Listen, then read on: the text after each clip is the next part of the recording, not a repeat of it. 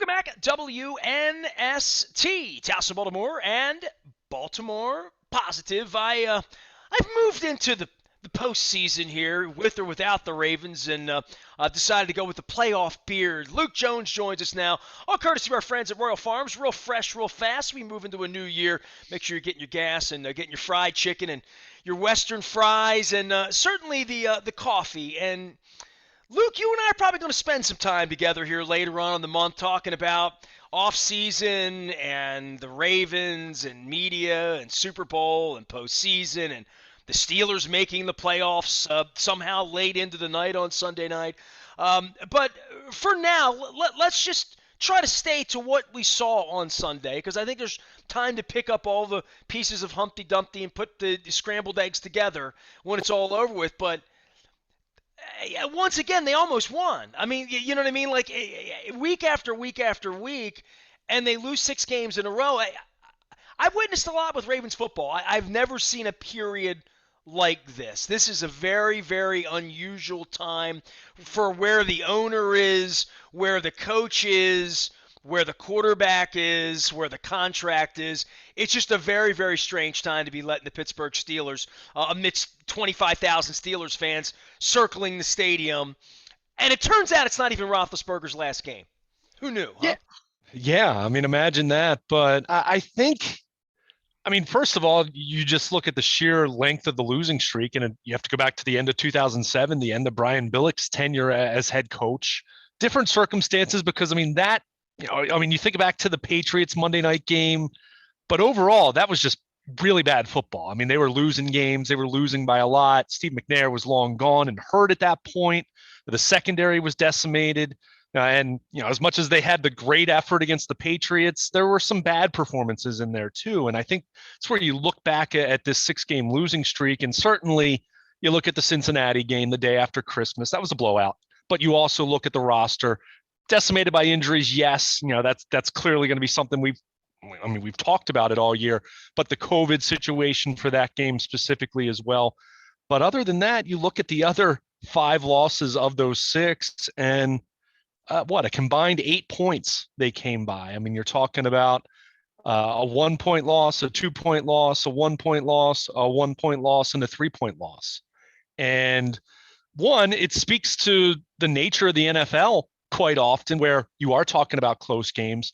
But I still go back to where they were when they were 8-3, Nestor. Going back to that win over Cleveland, where, remember, it was kind of a dubious win historically when, Lamar had thrown 4 picks, and, I didn't have a whole lot of offense. I think it was Elias or Stats Inc. or one of those had said that was a kind of a miraculous win. There were very, very ugly victories along those 8. There were only a couple of really impressive ones. And that's where I think, as you try to navigate this, and again, we'll focus on Sunday as much as we can, but let's face it, they had a 3% chance going into Sunday's game of making the playoffs. Miami ended up winning anyway. So even if they win that game, they didn't even get to the Sunday night scenario as far as wanting the Raiders to win and all of that. It still brought more drama than maybe I thought it was going to bring when I woke up on Sunday morning. I'd say that. Sure. Well, the one consolation is that the Indianapolis Colts, all over themselves.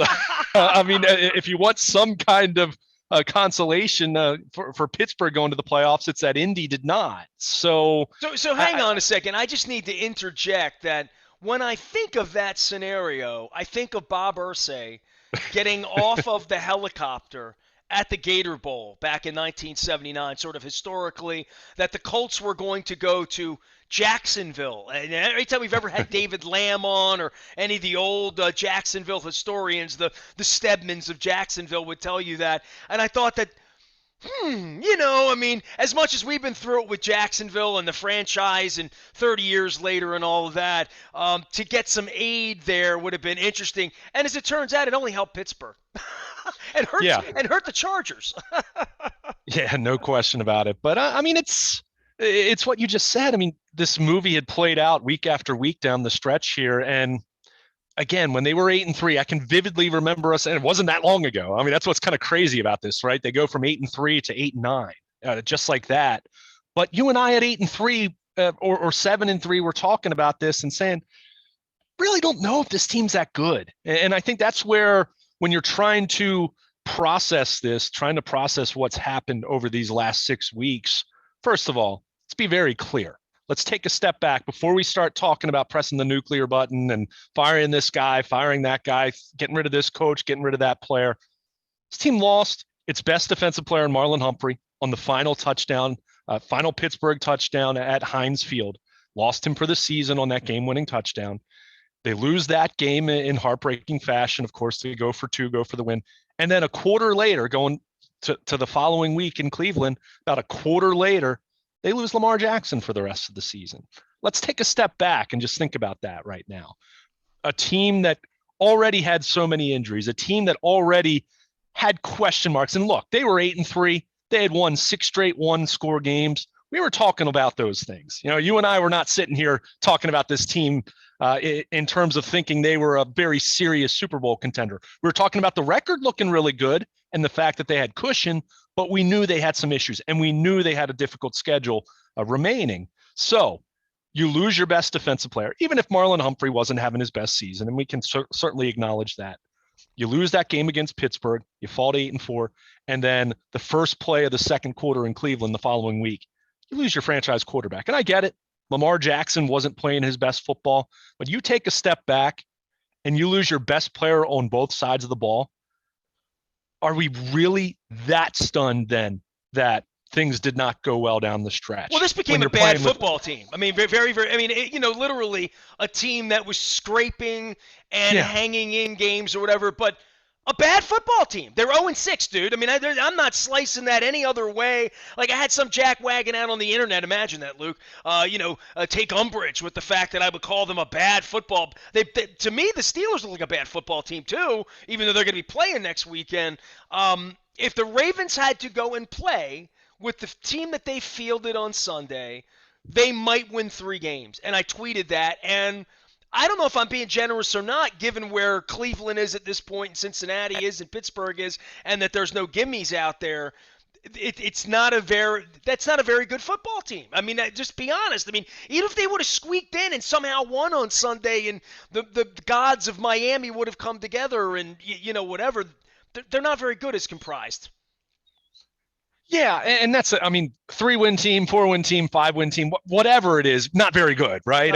That's clear. Not historically terrible, because they did compete, and they, it's not as though they were losing in the fashion that they did to the Bengals every week down the stretch. And by the way, Snoop Huntley, for warts and all that, better than Spurgeon Wynn, better than like Bill Troop, better than, I can give you 1,000 backup guys who gave us no chance to win ever. Yeah. My God, dude gave him a chance to win every week, but he's the backup quarterback, man. Well, and that's the big key. And that's where some people, and I understood, because Lamar hadn't been playing his best football from about the Minnesota game on.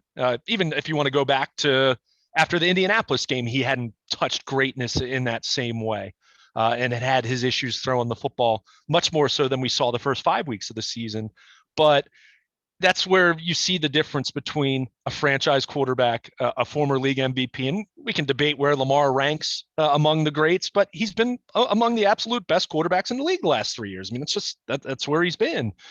So you have your backup quarterback, who, mind you, is a second-year undrafted rookie who's still learning his craft, who played admirably, but as he plays more and more, teams are focusing on him more and more rather than just the Ravens offense or preparing for Lamar to potentially play, and deficiencies in his game are exposed then. I think he fit perfectly what you're realistically looking for in a backup quarterback. I was going to call him Johnny Bravo. He was a guy that fits the part, that could run scout team and run around, and you hope to God you don't have to play him. You hope he doesn't have to play, and if he has to play, what could he do and what could he do well? My God, it felt like it felt like Superman. That's why I tweeted out the Snoop Dogg Superman tweet on Sunday, because I thought, like, man, maybe he's got some Superman in him. Maybe he's going to beat Ben Roethlisberger here in Baltimore, zigging and zagging and making a pass. And damn if he almost didn't, right? Other than the mistakes that are the dagger that get you killed, that get you blown up as a quarterback in the league. The pick Yeah. across the middle, right? Well, I mean, and it just came down to it. He helped win them a game in Chicago, and certainly he had a couple other, played well against Green Bay. He played well in relief at Cleveland after Lamar gets hurt early in the second quarter. But generally speaking, and this is where I always go back to my philosophy on backup quarterbacks. One, I'm not going to spend a bunch of money on a backup quarterback. I always talk about the famous Tom Moore line about Peyton Manning in Indy, where I think it was John Gruden asked him, why doesn't the backup quarterback get more reps? And Tom Moore, in his gravelly way, said, son, we don't practice being bleeped around here. When 18 goes down, we're in trouble. And so, I mean, that's obviously a funny example. And look, I'm not saying a backup quarterback isn't important, but the reality is you have your franchise quarterback, a league MVP, who goes down and he misses roughly a third of the season. What do you think is going to happen on top of all the injuries they had already suffered over the course of the year? Well, we never had to learn about John Beck or Matt Schaub or who was the guy from the Rams? Mark Bulger was a bad guy. Yeah, never played for the Ravens. Never played, right? I mean, none of these guys ever played, and they were all around. We never had to learn or make them popular. Somehow Snoop Huntley got popular around here the last couple of weeks, but probably not so popular in the end when you look up and you say, oh, yeah, they didn't win when he played, right? Literally, they didn't win when he played. Well, and really, you look at the last 2 weeks. I mean, as well as he played overall, as surprisingly as he played overall, he did not play very well against the Rams, and then turns the ball over 3 times on Sunday. And I mean, the interception in the end zone to start the fourth quarter was an absolute backbreaker. I think that from that moment on, a game that it felt like the Ravens were going to win. I think people were feeling really good about that, especially the way Latavius Murray had been running the football. But he throws that pick, especially you go back and look at the replay. Rashad Bateman looked like he was clear and open towards the far side of the end zone. And instead he tries to force it to Mark Andrews and it gets picked. And from that point on, I don't know about you, and maybe this is me being way too negative, felt like they were going to lose that football game. That felt damning right there. And that's not to say it was over at that point. And certainly, they forced overtime and had some opportunities, but you just can't do that. And I mean, whether it's Tyler Huntley, whether it's Ben Roethlisberger, whether it's Lamar Jackson, whether it's Joe Flacco, any quarterback who throws a pick in that spot, in that situation, it's not good. And that's where I think the good vibes about the way he had played, and we even talked about it after that Green Bay game, and I even wrote at BaltimorePositive.com, not to suggest a quarterback controversy, but I was hoping, assuming Lamar Jackson was going to get back on the field before the season ended, I was hoping that would be a little bit of a wake-up call for him to kind of maybe spark him to get going because he hadn't been playing well. But, it just comes down to it. You're missing your best player. You're missing your, at least theoretical best player on the other side of the ball, especially in a secondary that had already sustained some key losses, even before the season started in the case of Marcus Peters. But they just weren't quite good enough. And you look at these games when you're losing by 3 points or losing by 1 point or 2 points or 3 points, it comes down to one play. Can you make a big play? And you think about the way this league works for most of the teams. I'm not talking about where the Ravens were 2 years ago, where they were this dominant outfit, greatest team in the regular season history of the franchise. But most of the teams in the league that are either not great or not totally terrible are usually playing close games. So in those close games, what do you need? You need your stars to make plays. Well, the Ravens had a couple stars out there, and Mark Andrews and a couple guys here and there, but most of their stars weren't playing. And the difference makers that you're counting on in crunch time were not out there. And I mean, even look at the end of the game where Jimmy Smith, a 33-year-old version of Jimmy Smith, was out there being asked to make key plays in spots where you expect Marlon Humphrey or Marcus Peters to be out there. And it's just the reality of where the Ravens were. They weren't good enough. It's not to say that they were horrendous or that they embarrassed themselves losing by 3 touchdowns every week over the last 6 weeks of the season, but it just came down to it. As you said, they weren't a very good football team, and they competed, they fought. I don't think it was ever a question of effort or wanting to win, but you just look at the list of guys that they were missing by the end of the season. really from the start of the season all the way to the end, that attrition was just unrelenting over the course of the year. And again, you come down to not having Lamar Jackson in December, not having Marlon Humphrey in December. If someone tells you that in July, on top of the other injuries they have, that's where 8-9 probably doesn't sound so bad, doesn't sound so shocking. It's just the order and how this played out, going from 5-1, not just 8-3, but remember 5-1 to 8-9. 5-1. What's it? What's that? A 92% to make the play? A 96? It's probably some crazy number, right? I mean, it's high. I mean, I don't know where it is exactly, but it's high. And you start 5-1, and then you finish 3-8. I mean, that's territory the Ravens have not found themselves in very often since the beginning of the franchise, really. So I think the key, and I've said this before, I wrote this at BaltimorePositive.com, not focusing on the game so much because I don't know about you. You and I spoke about this in terms of we weren't expecting them to make the playoffs and certainly wasn't expecting Indianapolis to lose to Jacksonville, but it ended up not mattering anyway in that sense. So you kind of just look at my tummy tickled for a moment. Didn't you? Right? Just a moment, right? I mean, you're certainly thinking it's possible. Sure. I mean, the way that not just that Indianapolis lost, but they lost in spectacular fashion. Every time they're doing a cut-in, something awful's happening to Carson Wentz, and something good is happening to the Jaguars, and it was like a big party down there, Yeah, right. Well, what the story was fans were coming in clown masks and everything. I mean, that's how bad it was. I'm going to check in with all my Jacksonville peeps because, I mean, as the original Free the Birds guy, I want some evidence. I want to see pictures. I need to know what. Right. I need receipts to know what was going on down there. Well, I guess they said that there was a plane flying over the stadium that had a Clown Town banner or something like that. I thought I saw, but it just comes down to, I mean, the Ravens just weren't good enough down the stretch. And I think we had kind of, we were speaking about this as though it were over after the Rams game. And they ended up having the door open a little bit wider than you would have thought, but it was still slammed shut by Miami in the late afternoon. So, I mean, it's... Yeah, I mean, I almost want to give you the more playoffs. I mean, there was really no thought there, really. Well, and I would also even say, having watched this game, I mean, 3-3 at halftime, my first half takeaway was these two teams still have a chance for the playoffs. But this is what happens when you expand the playoff field, as the league did a year ago, and you have a 17th game that you add. I mean, season, and sure, they would have played Pittsburgh prior to week 18 if it had only been a 16-game schedule. So you never know what's going to happen. I'm laughing out loud because I'm about to start calling it super wild card weekend. Yeah. Oh, and let's be clear. Sunday to Saturday, Mondays. and let's be clear. We'll watch it. I mean, as much we're as going to watch it. I mean, we'll watch it. Schedule. Who's not going to watch Pittsburgh playing Kansas City on Sunday night? Not which me.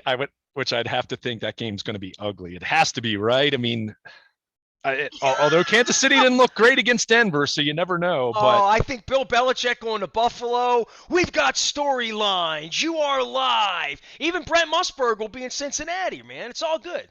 Right. But for the Ravens, I think, and I said this last week, I wrote this at BaltimorePositive.com, the key to this offseason, and hey, you lose 6 games in a row, it's a different kind of feeling than 4th and 12 against Cincinnati 4 years ago. But when you lose 6 in a row, that's enough to break anyone in terms of you don't know what Steve Bisciotti's thinking. You don't know what Eric DeCosta's thinking. You don't know what John Harbaugh's thinking. So that does lead to some potentially interesting days ahead. Not to say that it's going to go crazy, but could a guy lose his job that you're not expecting?